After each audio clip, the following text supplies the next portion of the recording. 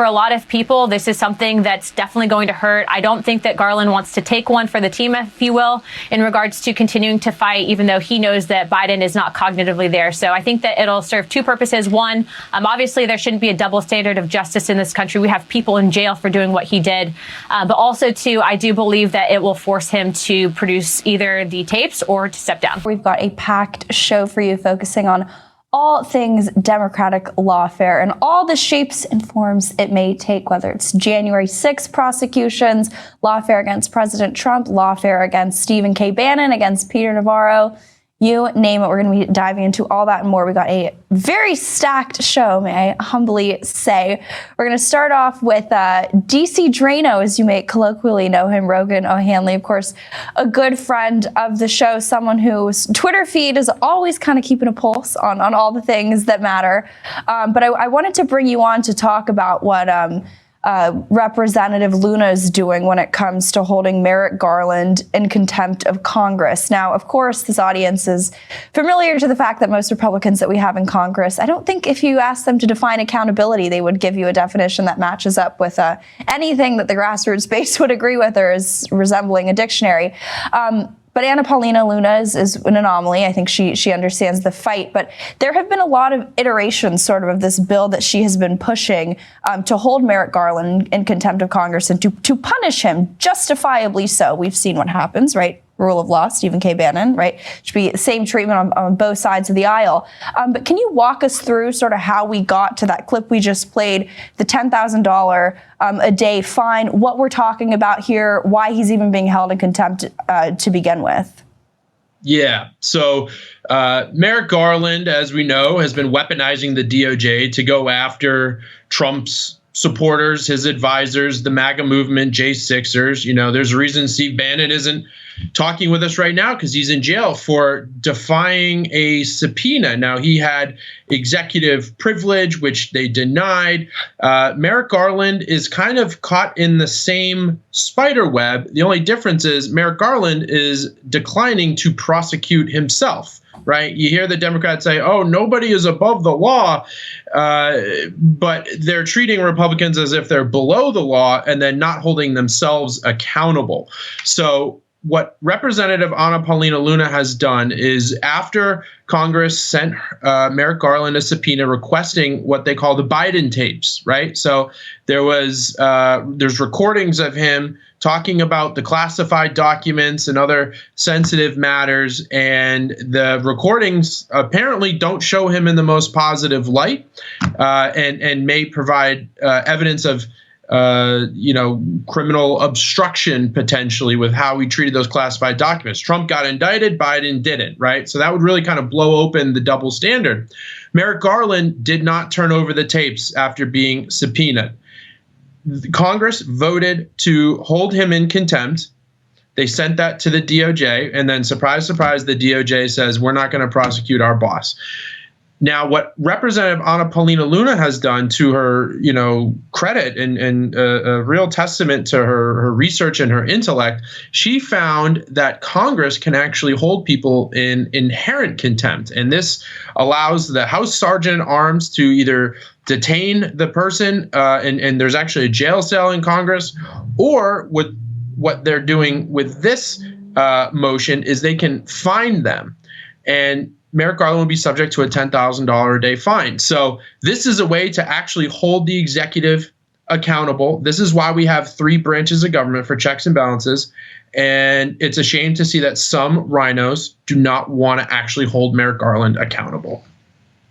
So walk us through the opposition that we're hearing from sort of the rhino class of Congress. I know the latest reporting I've seen, this is obviously always an evolving thing, is that Luna wants to take it to a vote tomorrow being Wednesday, but Speaker Johnson has sort of begged her not to. No surprise there. And it seems like a lot of other typical, more establishment type Republicans have come out saying that they won't support it, kind of running us through the numbers here. I mean, why is there such a refusal to find a guy who's destroying this country, throwing President Trump's top allies and potentially even himself in jail, and we can't even vote to fine him $10,000 a day? You said it perfectly, Natalie, and I'm sure a lot of people watching this share the same frustration. I have no good reason why they would not want this. This is what Congress is supposed to do. This is why we put Republicans in charge. I would hope Speaker Johnson has a good reason, although I don't think there is one. I think it's probably to maintain, relationships with the deep state. Really, that's all I can think of, because there's no other good reason. The base wants this. This could be a very bipartisan issue, right? Because now Democrats, as we've seen, are very much speaking out against Biden staying in the race.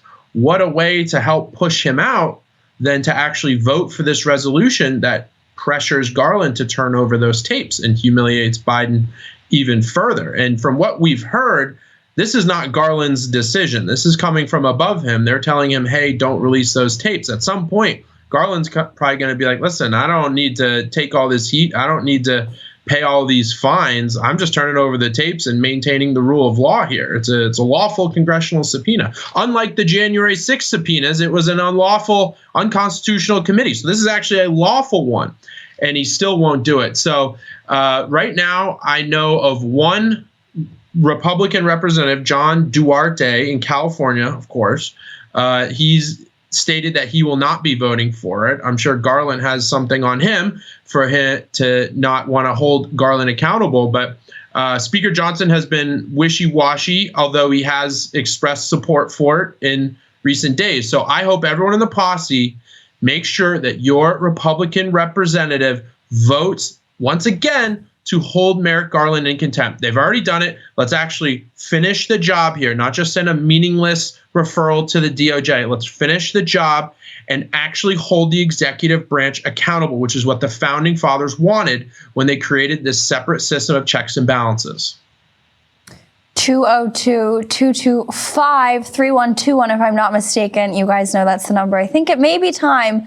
Maybe we can do this one in honor of Stephen K. Bannon to burn down the phone lines, to melt them down, metaphorically, of course. But I want to draw an interesting juxtaposition here, right? Meanwhile, the Republicans, they're diligently reading their pocket constitution in an era where Democrats don't even care about the rule of law. They're quite blatantly trying to destroy this country and shred the Constitution to bits and pieces. Meanwhile, you have the Supreme Court come out and basically say, oh yeah, everything you guys were doing with January 6th, sorry, there's no there, right? No gotcha when it comes to President Trump. And that, of course, has sort of a downstream effect on a lot of these January 6th individual prosecutions. And a lot of people thought that would make it harder for them to press these felony charges, or at least continue down that rabbit hole with a lot of these so-called rioters. But the Biden DOJ comes out, what is it, yesterday, saying that for over 1,500 individuals, which of course they've all prosecuted independently, so they can create the false hate crime pretext that this domestic terrorism insurgency is happening and it's among us. So we have to deprive you of all your civil liberties. But putting that aside for one second, I'll digress on that. They're saying we don't actually care what the Supreme Court says. We still are going to find a way to do a magical legal workaround so we can destroy the lives, push these people to the brink of suicide, rip grandmothers from their children and their last 10 years of life. The DOJ does not care. Merrick Garland's probably giving these orders themselves. Can you just kind of elucidate that juxtaposition right there between the two sides? How it's not just bringing a knife to a gunfight, it's bringing a plastic knife to a Zelensky tier tank fight. Yeah. So again, well said. The Supreme Court ruled, as we saw, that the federal charge that they use for obstruction of Congress, 1512, is actually being misapplied here. And in the words of Justice Roberts, the misapplication of that law could criminalize what he called prosaic conduct, basically normal conduct, right? Lobbyists. You could prosecute a lobbyist for being in the halls of Congress under this statute with the way they've applied it. We've seen the double standard when, the climate change protesters, when the Hamas supporters, when they bust into Congress, there's no FBI kicking in their doors and throwing them in solitary confinement because this is a one-way double standard against Republicans. And so the Supreme Court overruled this felony charge, which was used, I believe, for hundreds of prosecutions, either as the sole charge or as one of multiple felony charges. The Supreme Court said no. If it's someone walking through the Capitol peaceably, that's not obstruction. And that's not what this statute is for. It's for document obstruction. Similar to when Hillary Clinton smashed the hammers, when her emails were being subpoenaed with the private email server. That would probably fall under that statute. Of course, we got no prosecution for her, but walking through the Capitol doesn't make sense. So some J6 support convicts and people who have pled guilty have notified others that this 1512 charge has not yet been dropped. And what we're hearing is that the DOJ is taking 30 to 60 days to go through their analysis and figure this out. Now, you would expect this would be dropped almost instantly across the board. People are currently in prison with sentences that were compounded by this charge. People have felony records because of this charge. This stuff should be wiped away, and they should be given, frankly, compensation for a violation of their civil rights by the federal government. But what they're doing, I believe, is trying to find a way to reframe the charge so that those that are convicted, as many as possible, can still be convicted by reapplying or rejustifying the charge somehow. And what that might mean is, the Electoral College has documents, right? They have the big wooden chest, they open it, they take out the Electoral College, but so there's documents involved, and they're going to try and say, well, you obstructed those documents being, lawfully counted, et cetera. So I don't think that stands a snowball's chance in hell before the Supreme Court. They're going to say this is even dumber than your first argument.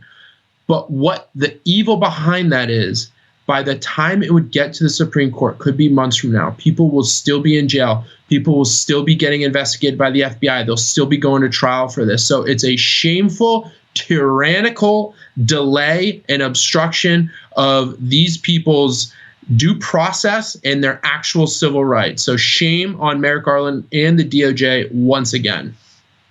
Well, and shame on Republicans, too. The best they can do is write strongly worded letters. Meanwhile, you see the Democrats, although I think it's a rare time where you see this sort of bifurcation over what to do with Joe Biden, but they're always in a united front. And I'm even inclined to bring up something that's, just breaking when you see Senator Whitehouse telling Merrick Garland that they need to establish a special counsel to investigate Justice Clarence Thomas. Make no mistake, that's not because Justice Clarence Thomas did anything wrong. It's because they don't like how he's ruling on a host of issues. And frankly, I think they don't like his wife, just like Justice Alito. Always shout out to the SCOTUS wives. They, like Steve always says, top pick for VP here in the War Room. But can you expand a little bit on that? I know is coming in a hot on your Twitter account, what the Democrats are demanding with Justice Thomas.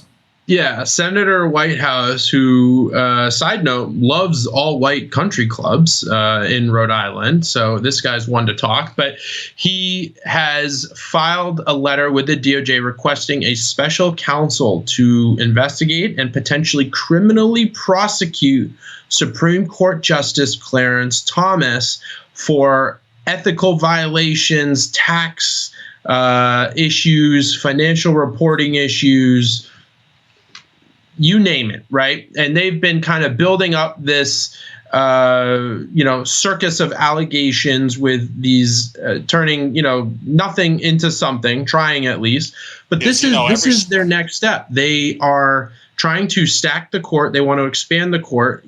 Justice Clarence Thomas, he expanded Second Amendment rights. He helped overturn Roe v. Wade. He overturned the Chevron precedent, right? This is an attack on the administrative state, and now the administrative state is fighting back. So this is what they're doing. They aren't just going to go after Trump. They're going to go after every major conservative figure in the government, outside the government, to absolutely destroy them. This is what Marxists do, and this is just the next fight. And I hope that Republicans in Congress are able to stop this. And, this is just all the more reason why we need Trump back in, because if we don't, they are going to completely destroy this government and install a Marxist one in its place. Rogan, if people want to follow you, stay up to date with everything you're working on, tweeting about, where can they go to do all that? DC Drano on all the platforms. Elon let me back on Twitter, so I'm, out firing off tweets, exposing the corruption and just trying to stop this communist movement. Thank you for having me on, Natalie. A very noble quest and crusade. Thank you so much for joining us. Thank you. And we should have Kristan Hawkins, the president of Students for Life, joining us shortly. I think I see her.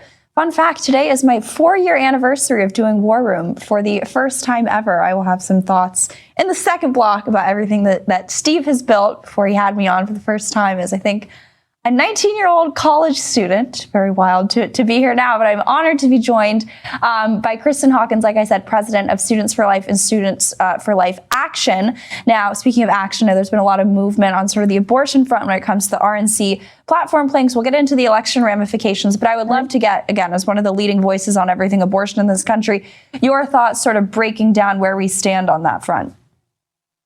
Yeah, I mean, obviously, we have a lot of work to do. We just got done with our National Celebrate Life event at the Lincoln Memorial 2 weeks ago, celebrating the momentous victory in the Roe reversal, but also recommitting the pro-life movement to our ultimate goal of seeing 14th Amendment protections applied to every preborn child, every preborn person.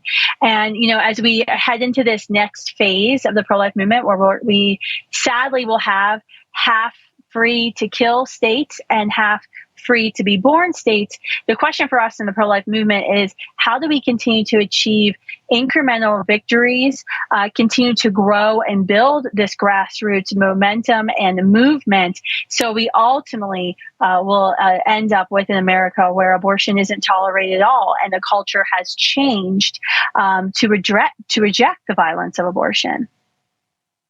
So in terms of election ramifications, it seems like you're always hearing this narrative that, President Trump needs to avoid the issue or go softer on it. We see some interesting, I wouldn't necessarily say flip-flopping, but just very nuanced stances, I would say, coming from Republican leaders who have typically been more maybe pro-life in the past. You always have a good kind of pulse on polling and where people stand on this.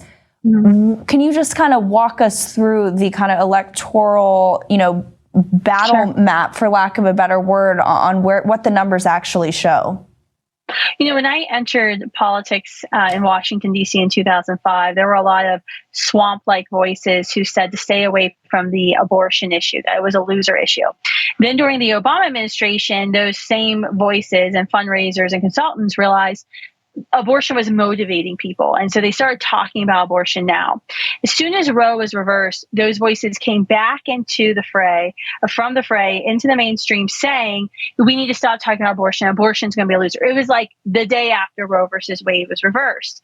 And a lot of folks have tried to point to 2022 and the midterm elections as, see, this is why we need to stay away from abortion. But it actually wasn't the case. When you look at the races, J.D. Vance, Brian Kemp, Marco Rubio, the list goes on of solid pro-life candidates who won races where we were told it was going to be tight and there was going to be a loss. The races we lost in 2022 weren't because of a candidate being too pro-life. It was a candidate not being pro-life enough.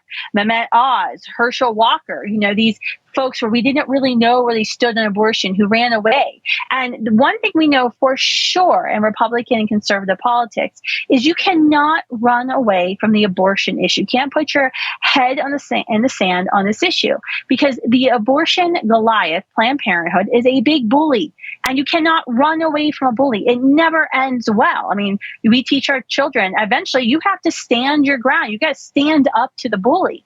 And so this whole narrative we see from these swamp-esque consultants of stay away from abortion, it's a losing issue, is what gets us in trouble time and time again. Name one moderate Republican who is moderate on abortion who had this massive national victory.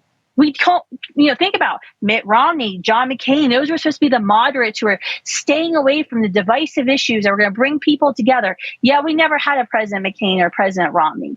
And so we still hear these voices. And we've been hearing them now, in this platform battle. I think President Trump has been getting some, conflicting information from within his campaign, from some of the consultants about what he should say or do on the issue of abortion. But one thing is very clear. abortion is a federal issue because the Biden administration has tragically yet masterfully demonstrated all the ways that they've seeded abortion using our taxpayer funds and have pushed abortion, promoted abortion, even into the red states using the federal purse, using the bully pulpit of the presidency. And so President Trump, I know he wants to kind of keep abortion to the states and he wants states to weigh in.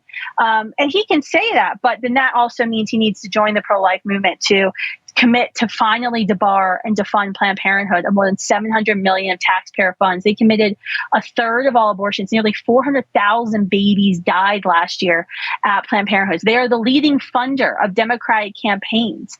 Every conservative, no matter how they feel about this issue of abortion, whether it's a state or federal issue, should be able to unite and say, we shouldn't be funding the leading abortion lobby with our federal taxpayer dollars. We need President Trump to come out and call for the defeat of the extreme late-term abortion referenda that we're facing in states across the country where the pro-life movement is being tragically outspent.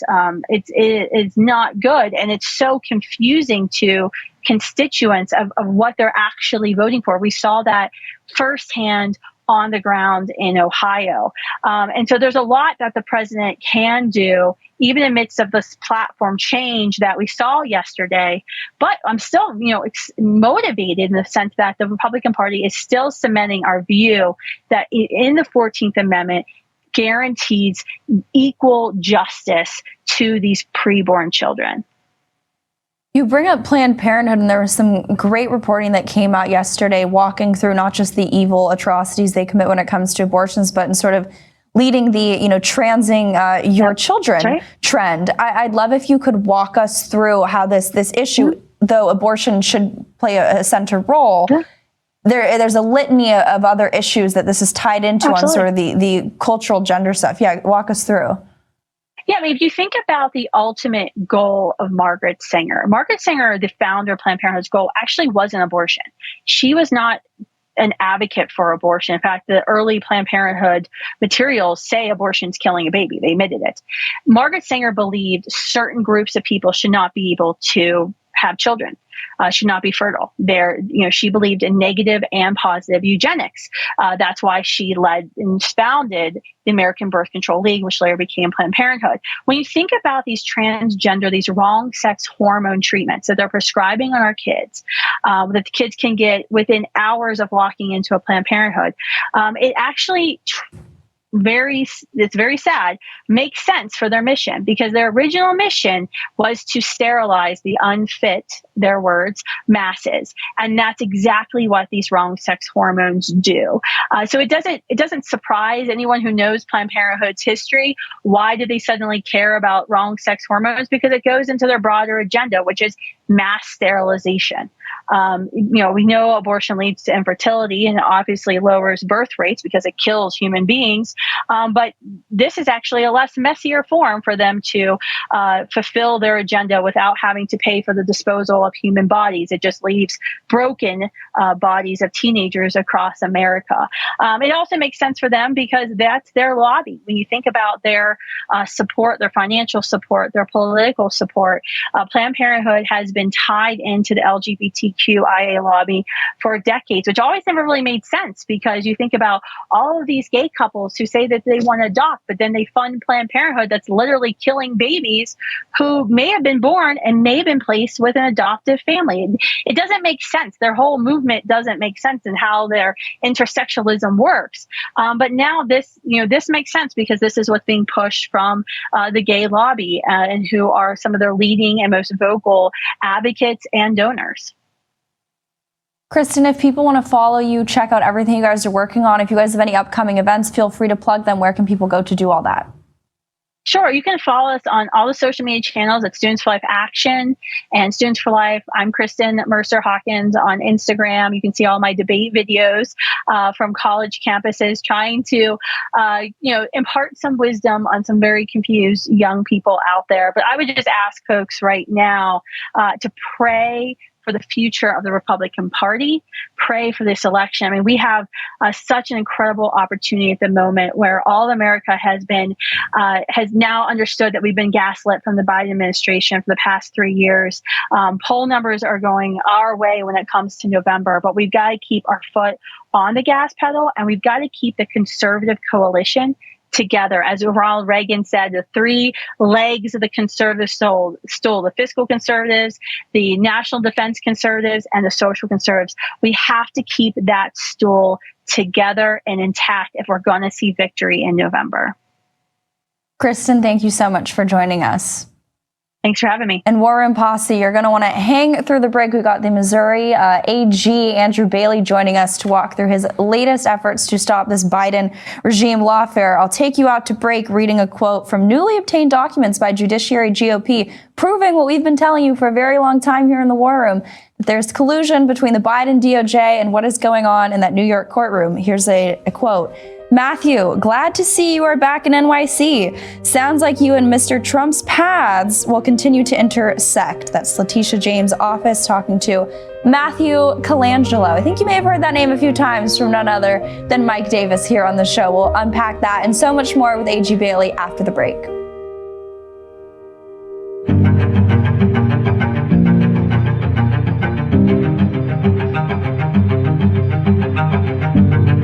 All this nonsense, all this spin, they can't handle the truth. War Room Battleground with Stephen K. Bannon.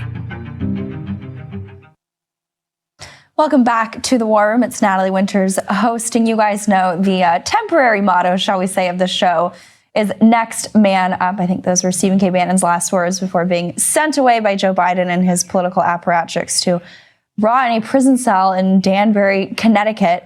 And you know, we're always looking for people to step up to the plate because apparently our Republican members of Congress are not willing to do that. Some of them won't even vote to hold Merrick Garland in inherent contempt of Congress and fine him for, frankly, what I think should be destroying this country. But I guess if you want to put it down just to the her audio tapes, fine by me. But someone who is stepping up, is the next man up, is doing what I wish AGs across this country would do, is Missouri AG Andrew Bailey, who joins us now. Now, there's some breaking developments, perfect timing, clairvoyant for you to come on the show now, when it comes to new documents that have been obtained by House Judiciary. Jim Jordan tweeting them out, the posse, you guys should definitely go look at them. But before we get into that, you have filed suit to defund, to try to step in to the lawfare assaults, I think that's too nice a term, crusade against President Trump. And you tried to your best efforts, but of course the document requests that you've submitted to all the states, all the people who are trying to wage political lawfare against President Trump, they have not been complying with your requests. No surprise there, I'm sure. If you could sort of walk the audience through what the original intentions of your lawsuit were and where we stand now. Well, let me start by saying this lawfare against President Trump is poisonous to our democratic process, and it harms all Missourians and all Americans who are attempting to participate in a meaningful way on equal footing in a national presidential contest in the heat of a campaign in the most consequential presidential election in this nation's history. And so this lawfare is not only poisonous to our democratic process, but antithetical to who we are as a nation.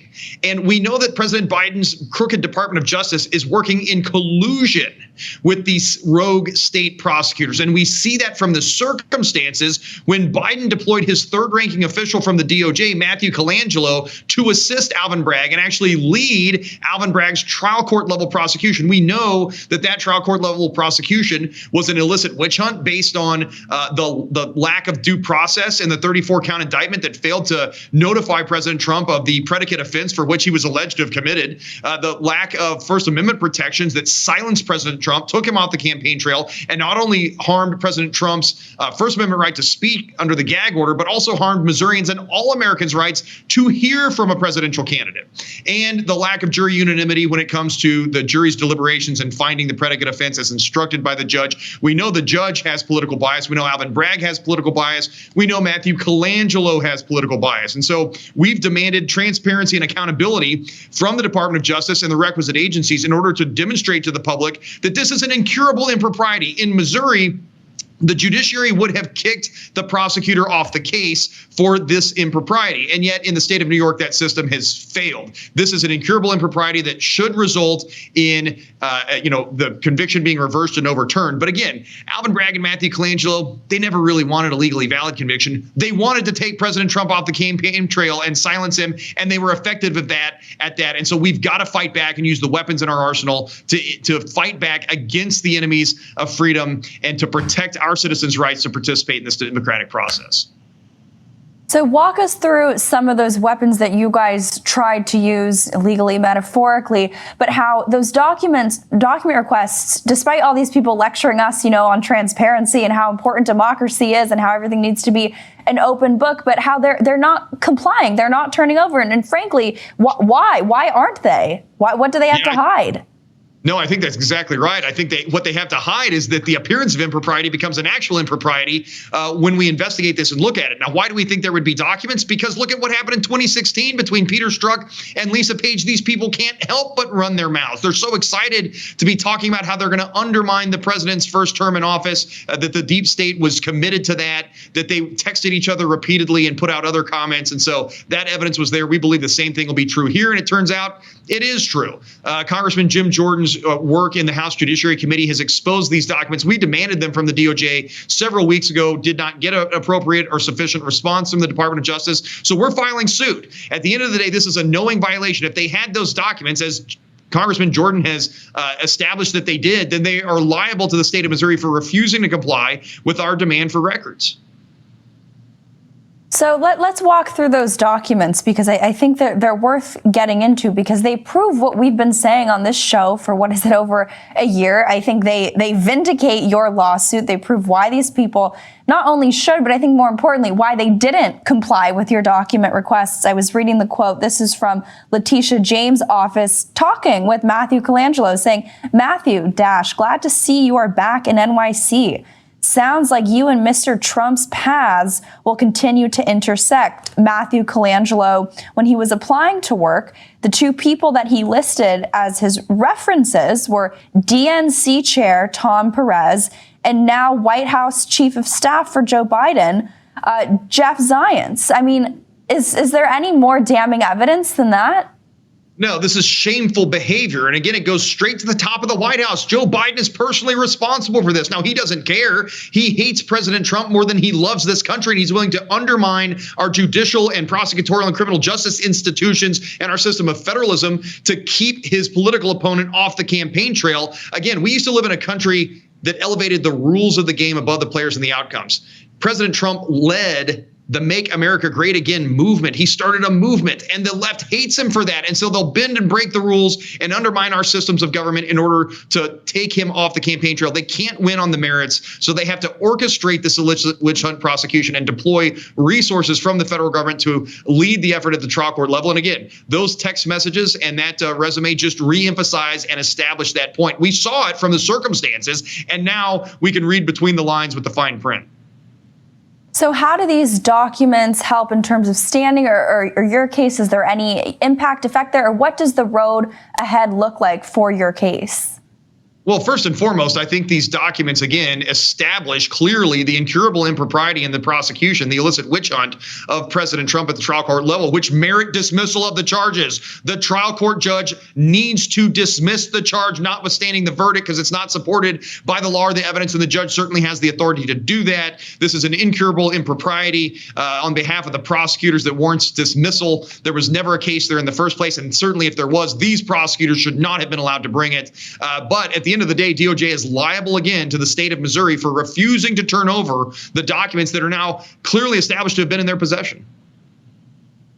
Now, you obviously, like I said, I think epitomize the next man up mentality that Steve has spoken about. We've been hammering in this show that we need AGs, we need everyone to step up and go against this lawfare, because House Republicans are just not cutting it. Earlier today, you have Representative Andrew Clyde, who's a good friend of the show, tweeting that the House Appropriations Committee didn't adopt his amendment to defund the left's lawfare against President Trump. Why? Not enough Republicans showed up to vote. If there's never a better metaphor for Republicans missing the mark, and understanding what hour we are in terms of the fight to save this country. I think that little story encapsulates it quite nicely. What message would you have for Republican members of Congress or people who have control over the levers of power, who need to defend, not that President Trump needs anyone's help or defense, but in this time when you have so many arrows, so many enemies incoming, you need all the support you can get. What would you say to House members, Republican members of Congress, who just frankly, at least in my opinion, in this show's opinion, are not stepping up to the plate to defend President Trump? Yeah, one of the first things I learned as a young second lieutenant in the United States Army is that when you get caught in a near ambush, you assault through the ambush. The bad guys are going to kill you anyway, so don't let them shoot you in the back. Charge into them and destroy as many of the enemies as you can. And we're in a near ambush right now. These people want to destroy our country. President Trump started a Make America Great Again movement and took the Republican Party to places it never would have gotten on its own but for his leadership, and we owe him a debt of gratitude. But it goes beyond President Trump. He's a stand-in. If they can do this to him, they can do it to you too. And so we need to band together and fight to preserve our democratic republic, or we will lose it.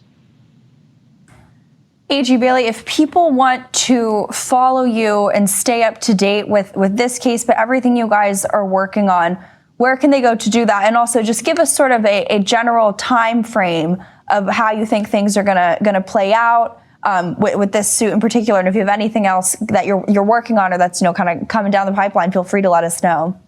Yeah, check us out at ago.mo.gov. That's ago.mo.gov. Follow us on all social media platforms. I would also say that, one of the landmark suits that we filed is Missouri v. New York. That's the suit we filed in the United States Supreme Court to try to put a stop to the rogue prosecutor and collusive judiciary in the state of New York from sentencing President Trump to prison and silencing him with an unconstitutional gag order. That's an original action at the United States Supreme Court. And again, it's fighting back on behalf of the people of the state of Missouri so that we get to participate in a national presidential election absent interference from this poisonous attack on our democratic process that we call lawfare. And last question before I let you go, I'm just curious. We obviously have, A.G. Ken Paxton on this show, but in terms of your allies who you look to for support, what would your message be to other Republican attorneys general or people who at least have the power that you do to help defend President Trump amidst this onslaught? Well, I think it's important for all attorneys general to represent their constituents and fight for the right thing. And the right thing here is to allow our constituencies, again, to participate in a national presidential election absent interference from a rogue prosecutor and collusive judiciary in New York. We can't let that judicial process in New York upend our national presidential election. Our people, of the citizens of our states, have rights too. And it's the sovereign interest of the state of Missouri and every other state to participate on equal footing in a national presidential election. Thank you so much for joining us one more time. If people want to follow you, where can they go to do that? Check us out at ago.mo.gov. God bless you and your viewers. Thank you. Thank you, sir. Thank you for stepping up. I'm sure Steve would be proud. I think we got Crom Carmichael up. If we do, Crom, I feel like every time I have you on, I have to cut you short. It's a rare time where we actually have a little bit of time. And like I told the audience, this is my 4-year anniversary of doing War Room for the first time. So after Crom, I will give you not a rant, but a emotional monologue on that. But Crom, in the meantime, if you could walk the audience through why they should check out Salty, I'm sure they would appreciate that. Natalie, thanks so much. By the way, I really enjoyed that interview with the AG from Missouri.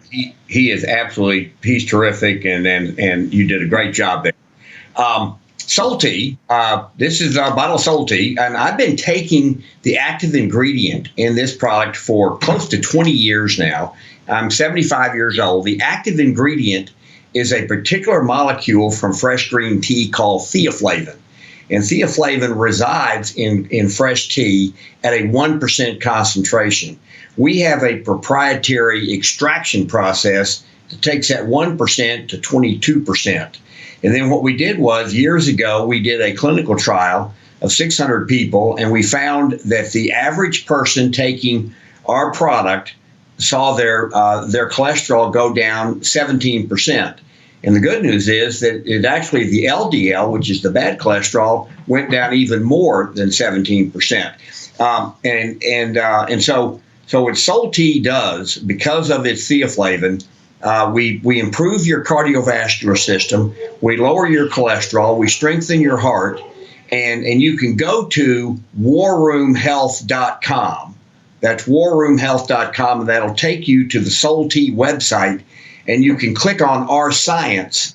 And for people who are truly interested, the paper that was published in the Archives of Internal Medicine is there for people to see. It's a long read, very scientifically based, and Solti works. Theaflavin is a great active ingredient. And here's just a typical. We got this email from Melanie. She's one of our customers. It says, I began taking Solti a few months ago, and my total cholesterol was 217. My LDL cholesterol was 139. I had a lipid panel done last month, and my total cholesterol has dropped by 13 points to 204. My LDL cholesterol dropped 27 points to 112. And that's really important, because what that means is that the LDL dropped and her good cholesterol actually increased. And so we get emails from our customers that are very similar to that from many of them. But that is a perfect example. And the active ingredient is theaflavin. We have a proprietary extraction process, and then we encapsulate it in 2 capsules a day. Will improve your heart health overall and lower your cholesterol, help you manage your cholesterol. And the way to get the product, Natalie, is to go to warroomhealth.com. That's warroomhealth.com, and then use the code WARROOM at checkout. And what that does is that gets you 50% off your initial shipment. And then after that, with that code, you get three bottles for the price of 2 on an ongoing basis, and we always pay the freight.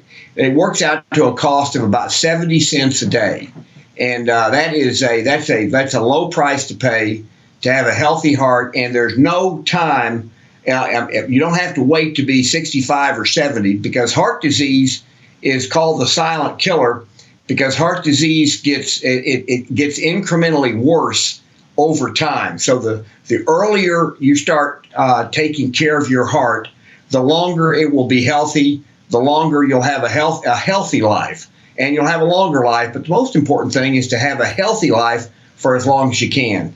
And Natalie, I appreciate you letting me talk so long here on War Room, and thanks for everything that you do.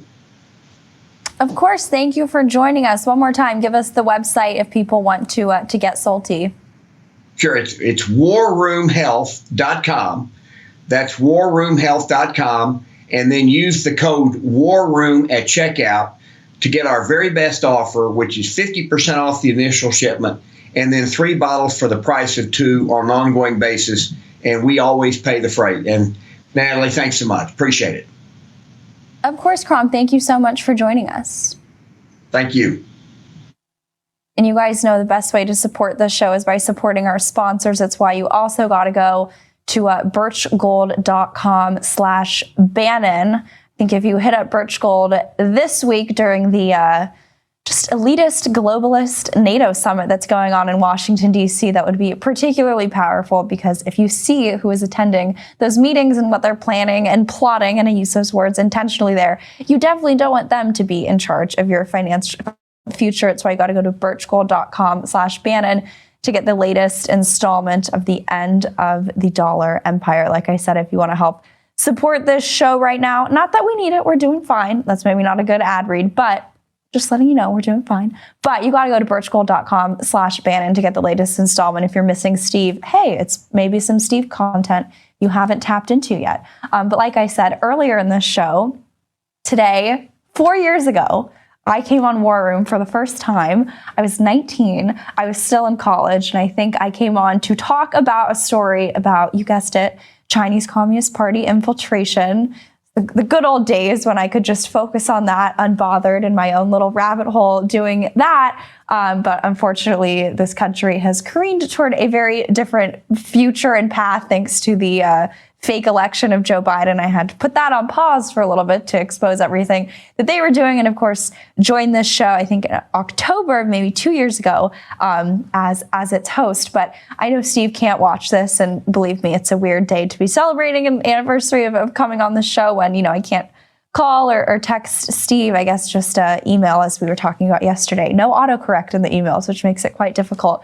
But, I always am so honored to have this platform in terms of you guys being just the most wonderful, most passionate, patriotic, and powerful and effective audience, like Jack Posobiec said on the show earlier today.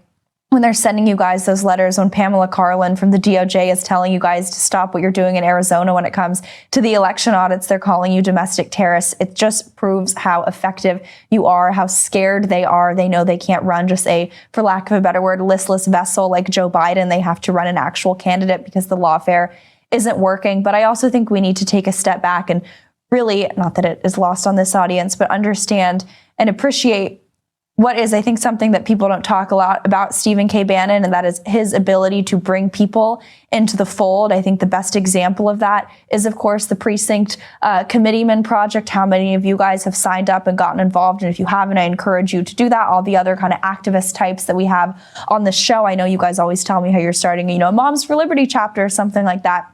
But Steve has such an excellent and really just uncanny ability to, I think, help build up personalities and just create people within this MAGA space. I know I am one of the largest beneficiaries of that. If it weren't for Steve taking a chance on me as an investigative reporter when I was 19 and still in college, I know I would be in a very, very, very different place, probably working for an America Last corporation. So I thank him for saving me from that. But it really, I remember the first time I went on the show, I never would have even thought that Steve could have ended up in prison, or we could have been, where we are today. But how things change, and frankly, when you look at how things change, there's one negative way to look at it, which is Steve being stuck in prison. But how things change, how you guys have changed the course of history, not just by deposing Kevin McCarthy, but how about to the point where the RNC is the RNC, that is the swampy establishment RNC that for years past we'd be banging on about how much it sucks on this show,